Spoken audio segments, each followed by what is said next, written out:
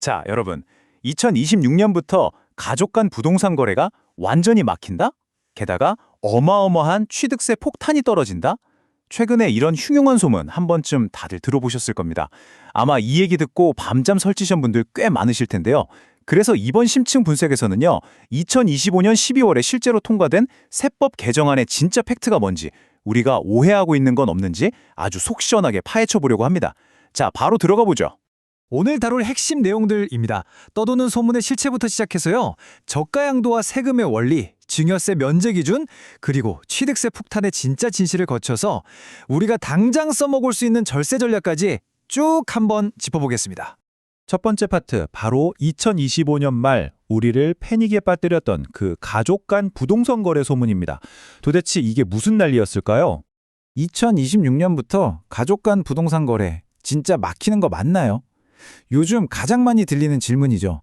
지방세법 개정안이 나온다고 하니까 이제 부모 자식 간에 시세보다 싸게 거래하면 무조건 세금 폭탄 맞는다더라. 이런 공포감이 싹 퍼졌거든요. 근데 결론부터 딱 말씀드릴게요. 모든 거래에 12% 취득세 폭탄이 떨어진다는 이 무시무시한 소문, 완전한 오해입니다. 네, 진짜예요. 제가 초반부터 확실하게 못을 좀 받고 시작하겠습니다. 이 세금 폭탄 이야기는요, 법안을 근본적으로 잘못 해석해서 생긴 해프닝에 가깝습니다.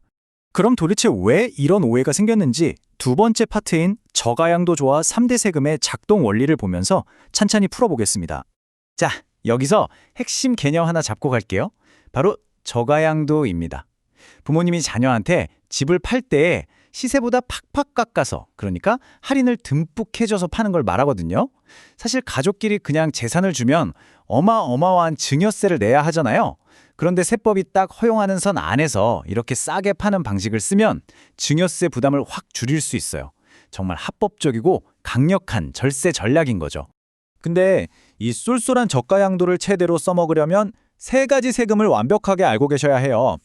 첫 번째는 파는 사람, 즉 부모님이 내는 양도소득세. 두 번째는 사는 사람, 그러니까 자녀가 내는 증여세. 그리고 세 번째도 자녀가 내는 취득세입니다. 이게 얼핏 보면 복잡해 보여도 각각의 규칙만 잘 지키면 큰 문제가 없거든요. 자, 그럼 가장 중요한 세 번째 파트, 증여세 면제 기준을 한번 볼까요?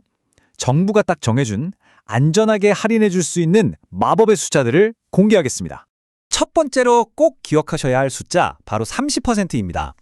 부모님이 집을 넘기실 때 시세의 30%까지는 팍팍 할인을 해줘도 증여세를 단 한 푼도 안 냅니다. 완전 대박이죠?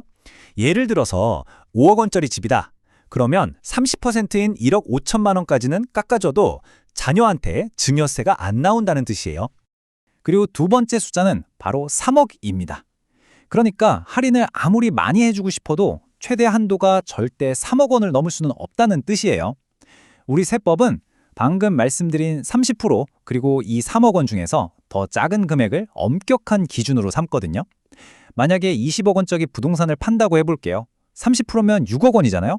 하지만 최대 한도가 3억 원이기 때문에 이 경우는 3억 원까지만 할인이 가능한 겁니다. 이 테두리 안에서만 움직이시면 증여세는 완전히 안전합니다. 네 번째 파트, 드디어 이번 논란의 중심이었죠. 취득세 폭탄의 진실과 2025년 12월 개정안을 제대로 해설해 드릴게요. 도대체 왜 다들 패닉에 빠졌던 걸까요? 일단 정부가 도대체 뭘 고치자고 했는지를 아셔야 해요. 보통 돈을 주고 집을 사면 1에서 3% 정도의 유상 취득세를 내거든요. 그런데 이걸 공짜로 증여받게 되면 최대 13.4%라는 진짜 무시무시한 징벌적 세금을 맞게 됩니다. 여기서 꼼수가 등장한 거죠. 10억 원짜리 집을 부모한테서 단돈 1원에 샀다고 신고를 해버리는 사람들이 생겨난 거예요. 왜요? 13.4%를 피하고 1에서 3% 세금만 내려고요. 정부가 이걸 가만히 볼 리가 없겠죠? 맞습니다. 정부는 딱 이런 말도 안 되는 1원짜리 꼼수 거래를 막고 싶었던 것뿐이에요.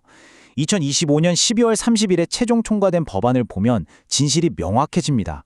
정상적인 저가양도 범위 내 거래는 기존처럼 유상취득세율 1에서 3%를 적용한다. 무슨 뜻일까요? 아까 우리가 봤던 합법적인 할인 한도 있죠? 30%와 3억 원. 딱 그 테두리 안에서만 정상적으로 거래하시면 예전처럼 낮은 취득세율을 그대로 적용받는다는 얘기입니다.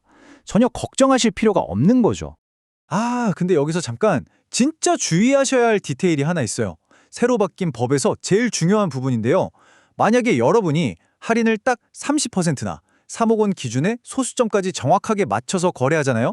그러면 바뀐 법에서는 그걸 무상 취득으로 보고 세금 폭탄을 때려버립니다. 와, 무섭죠?